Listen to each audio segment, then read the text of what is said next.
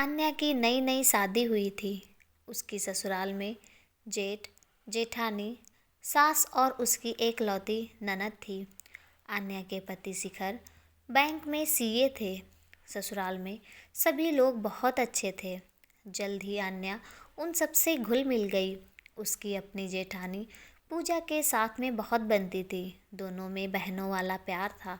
बहुत ही कम समय में उसने सबके मिजाज को पहचान लिया था। उसकी सास भी उससे बहुत प्यार करती थी। ननद सिया भी बहुत इज्जत करती थी आन्या की। लेकिन सिया की एक बात आन्या की समझ में नहीं आती थी कि वो कुछ भी घर का काम नहीं करती थी। आन्या को कुछ भी चाहिए होता तो वो सिया से कहती और सिया अपनी माँ का मुंह देखने लगती। तब आन्या की सास सविता जी आन्या को देने जाती तो आन्या शर्मिंदा हो जाती। अब उसने कुछ भी काम सिया से करवाना छोड़ दिया। कुछ दिनों बाद जब उसकी मेहंदी का रंग फीका पड़ा तो उसके काम छुआई की रस्म की गई। अब वो पूजा के साथ मिलकर खूब काम करती थी, लेकिन सिया का काम ना करना उसे खटकता था।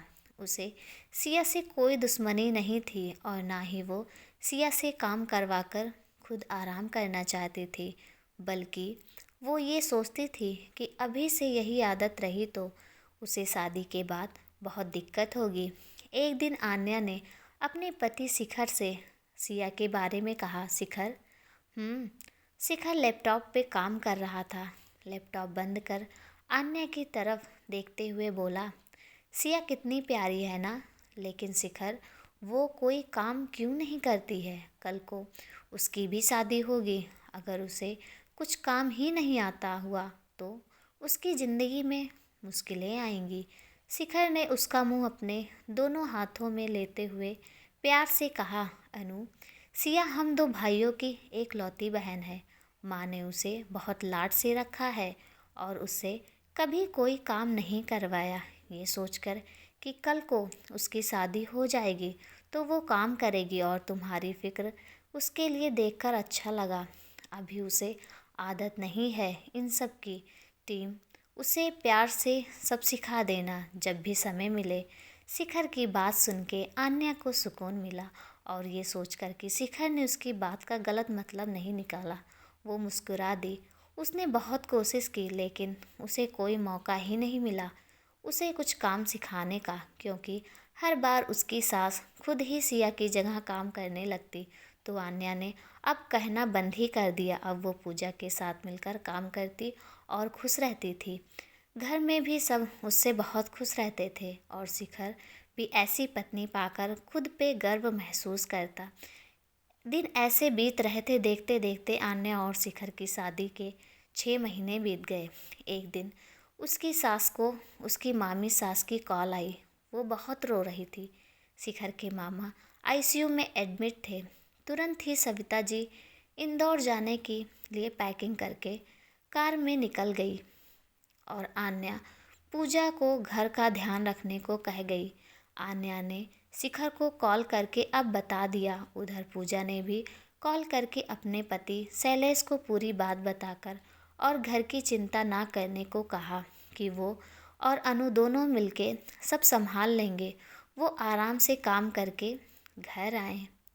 सविता जी भी सिया की तरफ से बेफिक्र थी, क्योंकि उन्हें अनु और पूजा पे बहुत भरोसा था। अन्या को भी अब मौका मिल गया था सिया को हर काम सिखाने का, तो फिर अनु अपना समय बर्बाद क्यों करती। उसने सिया से बात की तो उसे पता चला कि उसे भी काम करने का मन करता है, लेकिन माँ ने कभी करने ही नहीं दिया और अब उसे कोई काम करना ही नहीं आता था तो वो करती भी नहीं थी। अनु ये जानकर बहुत खुश हुई कि उसे सिया को मनाने में समय नहीं बर्बाद करना पड़ा, क्योंकि वो खुद से ही काम करना चाहती है। सिया बेटा, मैं आपको सब कुछ सिखाऊंगी माँ के आने से पहले ही, लेकिन तुम्हें भी दिल लगा के सीखना पड़ेगा। बिल्कुल भाभी, आप सिखाना तो शुरू कीजिए, मैं जल्द ही सब सीख लूँगी, सिया में मुस्कुराते हुए कहा। आन्या ने सबसे पहले सिया को सलाद बनाना सिखाया और ऐसे ही अनु ने एक हफ्ते में सिया को घर के काम, स्नैक्स, केक, चाय और खाना सब कुछ बनाना सिखा दिया। अब आन्या उसे और भी नई नई चीज़ें बनाना सिखाती और सिया बहुत प्यार से सब कुछ सीखती। ऐसे ही 15 दिन बीत गए और अब सिया भी पूजा और आन्या के साथ काम करने में उनकी मदद करती। सविता जी का फ़ोन आया था कि अभी उन्हें आने में समय लगेगा। अभी शिखर के मामा जी हॉस्पिटल में ही हैं, लेकिन पहले से कुछ बेहतर है तबीयत। एक दिन सिया को बुआ जी घर आई तो आन्या ने सिया को नाश्ता बनाने में मदद करने के लिए साथ आने को कहा। ये सुनकर बुआ जी सिया को ताना मारते हुए बोली, ये क्या काम कराएगी? इसकी माँ ने इसे काम बिगाड़ना सिखाया है, करना नहीं। पूजा ने दोनों को जाने का इशारा किया और खुद बुआ जी के पास बैठते हुए बोली, बुआ जी अब सिया को सब कुछ बनाना आता है। थोड़ी ही देर में आन्या और सिया नाश्ता बनाकर ले आई। बुआ जी ने नाश्ता किया लेकिन बोली कुछ नहीं। बुआ जी ये केक लीजिए ना, सिया ने बनाया है। आन्या बुआ जी की तरफ केक बढ़ाते हुए बोली। बुआ जी ने केक की तरफ इशारा करते हुए कहा, मैं अंडे वाला केक नहीं खाती। बुआ जी ने मुंह बिसोरते हुए कहा, ये बिना अंडे का ही केक है बुआ जी। आन्या मुस्कुराते हुए बोली। बुआ जी ने केक खाया, उन्हें बहुत पसंद आया। उन्होंने और लिया लेकिन तारीफ भी नहीं की।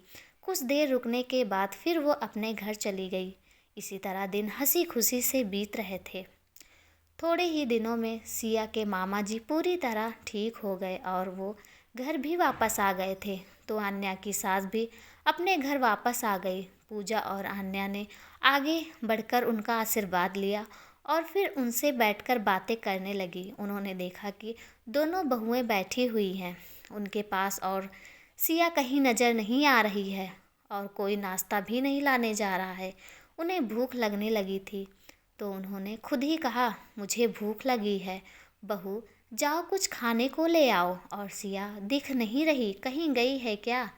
नहीं माँ, मैं तो आपके लिए नाश्ता बना रही थी। सिया नाश्ते की ट्रे लाते हुए बोली, अरे बेटा तुम क्यों परेशान हो रही हो, अनु या पूजा ले आती। सविता जी ने सिया को अपने पास बैठाते हुए कहा, माँ आप सिया को इसलिए काम नहीं करने देती कि वो ससुराल जाएगी तो काम करेगी, लेकिन माँ जब उसे कुछ आता ही नहीं तो वो शादी के बाद भी क्या काम करती। और उल्टा इसे अपनी सास को बातें सुनने को मिलती कि माँ ने कुछ सिखाया नहीं। ये सुनने के बाद सविता जी की आंखें नम थी। आज उन्हें अपनी गलती का एहसास हुआ था।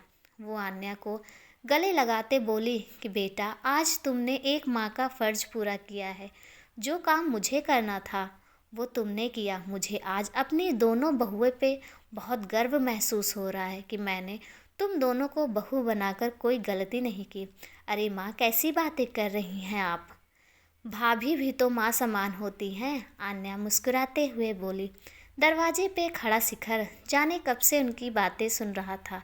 मुस्कुरा दिया कि आन्या ने इतने कम समय में ही सबका दिल जीत लिया और उसे खुशी थी कि उसकी आन्या और उसके परिवार को अपना परिवार समझती है।